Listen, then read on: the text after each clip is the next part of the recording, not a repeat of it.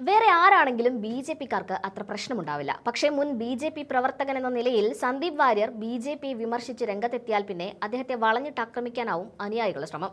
പക്ഷേ സന്ദീപിനെ തളർത്താൻ അത് പോരാ എന്നുള്ളത് സൈബർ സംഘികൾക്ക് മനസ്സിലായിട്ടില്ല. കേന്ദ്ര ബജറ്റിനെ അടപടലം തേച്ചൊട്ടിക്കുന്ന പ്രതികരണങ്ങളാണ് സന്ദീപ് ഇപ്പോൾ നടത്തിവരുന്നത്.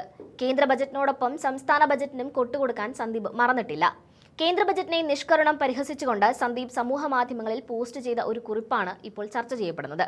ബജറ്റും ബ്രാൻഡ് അംബാസഡറും ഒരു ആത്മീയ വിശകലനം എന്ന തലക്കെട്ടിലാണ് കുറിപ്പ് ആരംഭിക്കുന്നത്. സന്ദീപിന്റെ കുറിപ്പിന്റെ പൂർണ്ണരൂപം വിശദീകരിക്കാം. കേന്ദ്ര ബജറ്റിനെ കാണാൻ മൂന്നാം കണ്ണു വേണം, എങ്കിലേ ബജറ്റിലെ ദാർശനിക നിക്ഷേപം കാണാൻ സാധിക്കൂ. കേരളത്തിന്റെ ഔദ്യോഗിക അംബാസഡറായി ആമയെ മോദി പ്രഖ്യാപിച്ചുവെന്നും സന്ദീപ് പരിഹസിക്കുന്നുണ്ട്. ആമയുടെയും മുയലിന്റെയും പഴയ കഥയിലെ പോലെ ഇഴഞ്ഞ് വിയർത്ത് ശ്വാസം മുട്ടി നൂറ്റാണ്ടുകൾ കൊണ്ട് ലക്ഷ്യത്തിലെത്തുന്ന ഒരു സ്റ്റഡി വികസനമാണ് ആമയിലൂടെ മോദി കേരളത്തിനായി വിഭാവനം ചെയ്യുന്നതെന്ന് സന്ദീപ് പോസ്റ്റിൽ പറയുന്നു. ആമ കൂർമാവതാരമായതുകൊണ്ട് ബജറ്റിൽ പണമില്ലെങ്കിലും പുണ്യമുണ്ടെന്നും സന്ദീപ് പരിഹസിക്കുന്നുണ്ട്. മറ്റൊന്ന് ചർമ്മബലമാണെന്നും സന്ദീപ് പറയുന്നു. ലോകത്ത് ചർമ്മബലത്തിന്റെ കാര്യത്തിൽ ഒന്നാം സ്ഥാനത്ത് നമ്മുടെ സൈബർ സംഘികളാണെന്ന കാര്യത്തിൽ തർക്കമില്ലല്ലോ. ഒരു കാര്യങ്ങൾക്കും മറുപടി പറയാൻ അറിയില്ലെങ്കിലും തെറിവിളി നടത്താനും ട്രോളുകൾ ഏറ്റുവാങ്ങാനും പാകത്തിലുള്ള ആ ഘനമേറിയ തൊലിപ്പുറം കഴിഞ്ഞാൽ പിന്നെ പ്രകൃതിയിൽ അങ്ങനെയൊന്ന് അവശേഷിക്കുന്നത് ആമയുടെ പുറന്തോടാണ്. അതുകൊണ്ട് തന്നെ കേരളത്തിലെ ജനങ്ങളെ ഈ ബുള്ളറ്റ് പ്രൂഫ് തൊലിക്കട്ടിയിലേക്ക് നയിക്കാനുള്ള ഒരു ട്രെയിനിങ് കൂടിയാണ് ഈ ബജറ്റ് അവഗണന.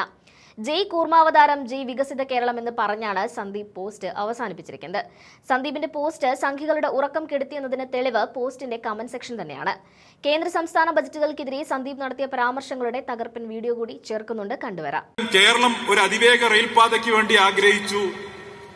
അതിവേഗ റെയിൽപാത ആഗ്രഹിച്ച കേരളത്തിന് ആമ വളർത്തൽ കേന്ദ്രമാണ് കേന്ദ്ര സർക്കാർ അനുവദിച്ചിട്ടുള്ളത്. ഇന്നത്തെ ബജറ്റ് നിങ്ങൾ കണ്ടിട്ടുണ്ടാവും. കടലാമയുടെ പ്രജനനത്തിനും കടലാമയുടെ വികസനത്തിനും വേണ്ടിയുള്ള ഒരു കടലാമ വളർത്ത് കേന്ദ്രം കേന്ദ്ര സർക്കാർ അനുവദിച്ചിരിക്കുകയാണ്.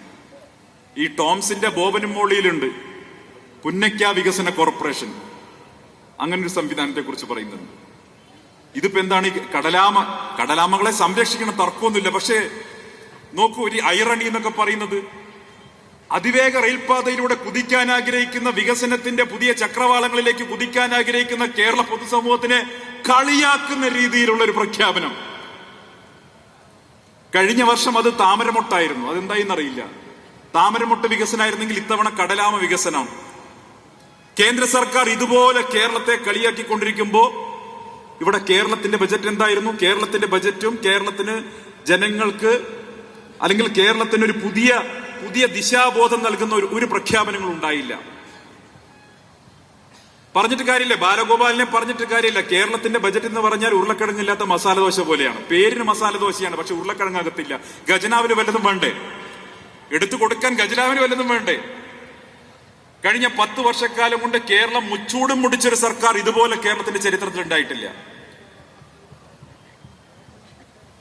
കയ്യിലുള്ളതെല്ലാം വിറ്റ്, കയ്യിലുള്ളതെല്ലാം കഴിഞ്ഞ് നിത്യനിദാന ചിലവുകൾക്കടക്കം കോടിക്കണക്കിന് റുപ്യ കടം വാങ്ങി കുത്തുപാള എടുത്തൊരു സർക്കാർ ഇന്ന് കേരളം ഭരിച്ചുകൊണ്ടിരിക്കുക. അപ്പോഴാണ് 100 ദിവസം മാത്രം ഇനി ആയുസ്സുള്ള ഒരു സർക്കാർ കേരളത്തിൽ വന്ന് ഒട്ടേറെ പ്രഖ്യാപനങ്ങൾ നടത്തിയിട്ടുള്ളത്.